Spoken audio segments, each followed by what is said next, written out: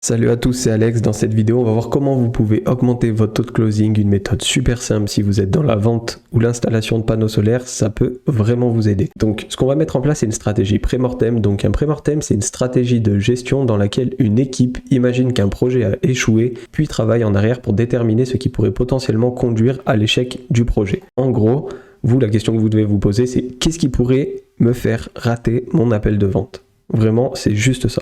Vous imaginez les scénarios, les questions qui font que votre appel de vente s'est raté, c'est mal passé. La plupart du temps, ce qui va vous faire rater votre vente, ce sont les objections. Il faut juste bien faire la différence entre question et objection. Une question, en gros, ça permet de faire avancer la vente, donc c'est positif. Par exemple, si un client vous demande combien il va économiser en travaillant avec vous, c'est positif, il se renseigne, il se projette. Donc ça, c'est pas du tout des objections, c'est juste des questions. Parce qu'il y a beaucoup de personnes qui me disent « Ouais, je suis tombé sur un client difficile, il était plein d'objections, il m'a demandé combien j'allais économiser, en combien de temps on allait installer, en combien de temps on allait faire ci. » C'est pas des objections, il est super intéressé, il veut juste avoir des chiffres, avoir des preuves par A plus B que c'est rentable pour lui, mais il veut faire continuer la vente, il fait avancer la vente, donc c'est super positif. En revanche, une objection, ça bloque l'avancée de l'appel, donc c'est négatif. Par exemple, un client, il va vous dire clairement « Ok, j'ai besoin de réfléchir, c'est trop cher pour moi en ce moment, je vous rappellerai, c'est trop cher, j'ai besoin de réfléchir. » Là, c'est négatif parce que l'appel est terminé, c'est bloqué. On ne peut pas continuer, on ne peut pas lui montrer d'autres arguments, on ne peut pas lui faire de propositions, l'appel est bloqué. Donc ça, c'est une objection. Lorsque vous rencontrez une objection qui bloque l'appel, votre objectif, c'est juste d'arriver à contourner l'objection et faire avancer l'appel. Donc, continuer à aller à l'étape suivante de notre script, lui proposer notre offre, etc. Peu importe à quel moment l'objection arrive.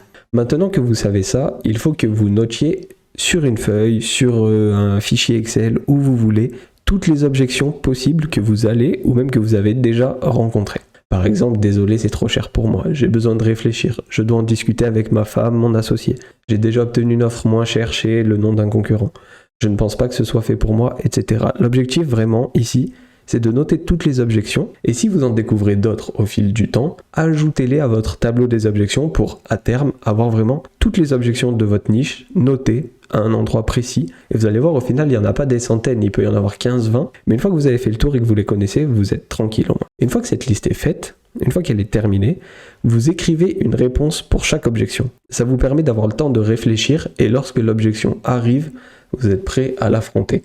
C'est toujours mieux de se dire, forcément, peu importe ce que vous faites, si vous faites des installations panneaux solaires, même si vous les vendez 1000 €, ce qui est impossible, il y aura des gens pour vous dire que c'est trop cher. Cette objection va venir, c'est sûr, à 100%. Vaut mieux se poser une fois, se dire ok, des gens vont me dire que c'est trop cher, comment je montre par A plus B que non, c'est pas trop cher? En montrant les économies, en montrant le retour sur investissement, en expliquant l'accès aux aides. Il y a plein de manières de l'expliquer. Vous faites une réponse ultra complète une fois tous les appels. Et une fois que vous rencontrez cette objection, vous avez juste à sortir ce script. Vous l'avez à portée de main, vous préparez votre appel de vente, vous avez vos scripts à portée de main, etc. Ok, c'est trop cher, je dis ça. Et en gros, au final, ça va donner quelque chose comme ça. C'est vraiment un exemple, c'est pas forcément le meilleur à prendre à copier-coller, mais c'est pour avoir un petit peu une idée. Donc par exemple, vous avez l'objection, c'est trop cher, je ne peux pas me permettre une telle dépense en ce moment. C'est une objection qui revient souvent.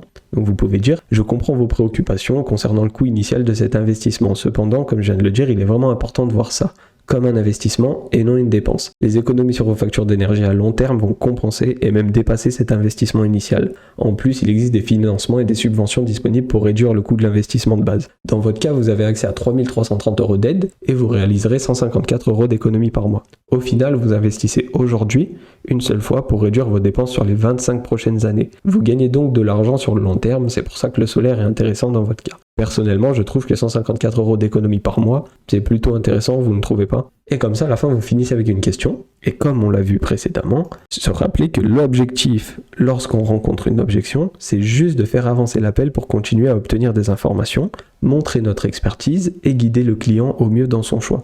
C'est juste ça, c'est pas faire de la manipulation, d'essayer de rentrer dans sa tête pour lui faire croire des choses et tout, non. Le but, c'est juste, il y a une objection, c'est normal, ça arrive, comment j'y réponds et comment je fais avancer l'appel pour justement avoir d'autres informations et juste dans le but de guider notre client au mieux vers un choix qui est bien pour lui et bien pour nous. Donc c'est vraiment juste ça. Se rappeler que objection égale faire continuer l'appel, pas changer son avis, ici pour lui c'est cher, juste lui dire ok c'est cher, mais voilà pourquoi, ça, et mettre les arguments et donner une bonne réponse. Ça va permettre de montrer notre expertise, montrer qu'on sait de quoi on parle, on aura fait une belle réponse à tête reposée, on aura tous les détails, on pourra bien le guider dans son choix, et au final on pourra faire avancer l'appel en lui posant une question à la fin de son objection, et on pourra continuer l'appel, lui proposer notre offre, etc. et ça peut débloquer. Donc vraiment mettez ça en place, c'est pas compliqué, une liste d'objections, vous faites des réponses, vous les avez à portée de main lors de vos appels de vente, et vous allez voir, ça va vous débloquer de plein de situations. Donc j'espère que ça vous a aidé, et on se dit juste à la prochaine dans une autre vidéo. Ciao.